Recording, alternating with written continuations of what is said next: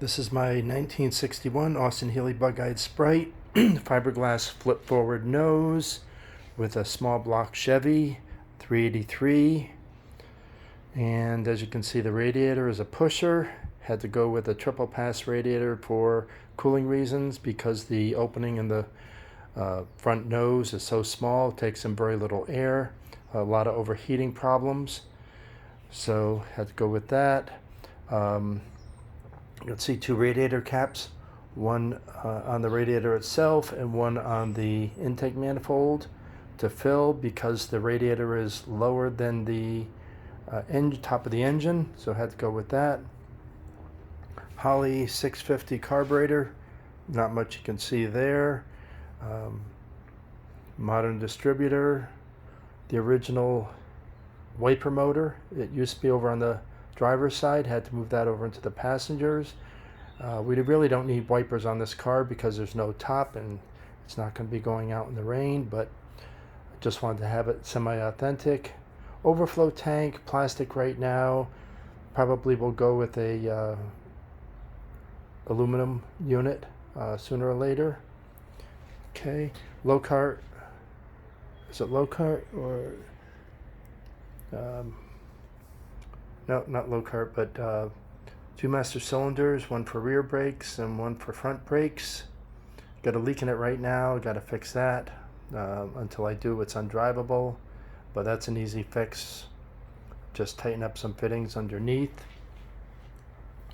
Interior, went with aluminum bucket seats. I do have padding for them, upholstery.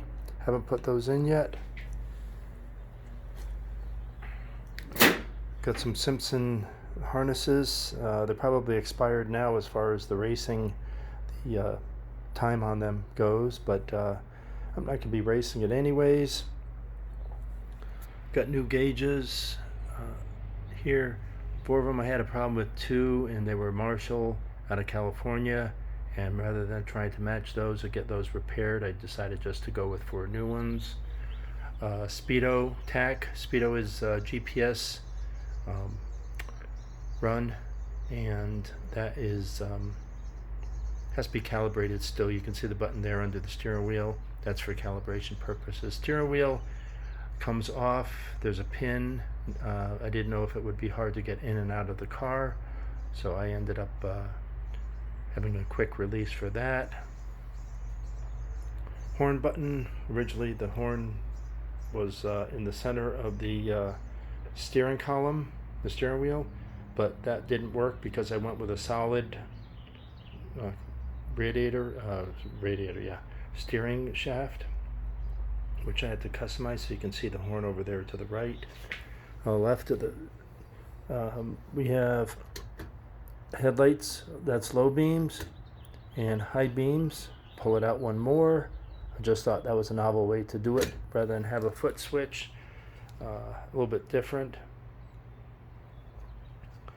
It's the floor has been raised up probably about 4-6 inches, so there's no real headroom to put a convertible top on it any longer. So turbo 350 transmission, low car shifter. Had no emergency brake in it when I bought it, so I had to design that. That is functional. Never hurts to have one, I suppose. Fiberglass tunnel. I constructed, the original was aluminum tunnel, and it was pretty flimsy, just more or less there for cosmetic reasons. This one's multi-layer fiberglass, so it is something that can support the emergency brake when you pull it.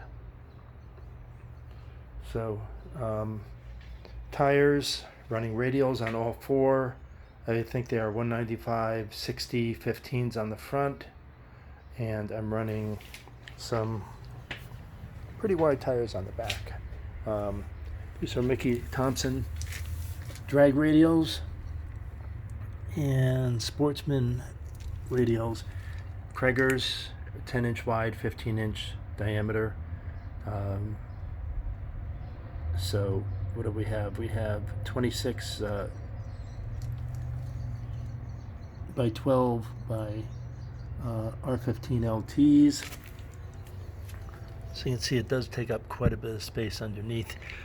Car's got a 8.8 inch Ford rear end, posi, which is a pain when you're trying to take small turns. It's got huge vented disc brakes in the back, and I did do a swap over on the front to A-arms from the original lever shocks, and it's got tube shocks up front. Right now there's no tube shocks on the back. The reason being is they were gas, and the thing rides like a buckboard because of the springs, and there's no weight to it, so I'm gonna have to have the springs remade. Got a disconnect for the battery, the ground. It's pretty quick, to say the least. Not much ground clearance. It's got dual Borlas underneath, and 2.5 inch from the 2.5 inch exhaust from the manifolds on back. Couldn't fit headers because of the tight space. All the wheel wells had to be modified, and once again the steering column, originally from the factory it was just a straight rod to go straight from the interior all the way down to the steering rack. Had to modify the steering rack to compensate for the some of the changes to the front suspension and such, and the brakes.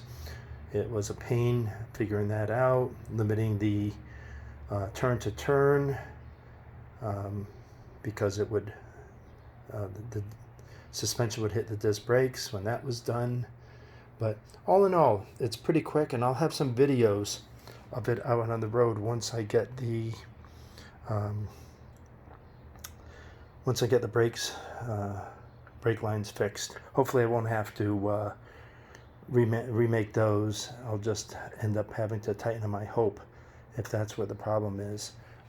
Everything you see here, the horn, a lot of this, everything I had to construct. I went with a electric water pump, and then this way it can I can cool down the car, the engine, while it's sitting idle. Just turn the key on, just in case it does overheat. Went with the largest fan I could find. I forget how many CFMs, if it's 1700. But yeah, I know that a polar fan would be better than a pusher, but once again, that wasn't an option. If I still have overheating problems, which I don't think I will, I'll probably end up going with a polar fan instead. But all in all, it's pretty clean. Let's see what it sounds like when it's started up.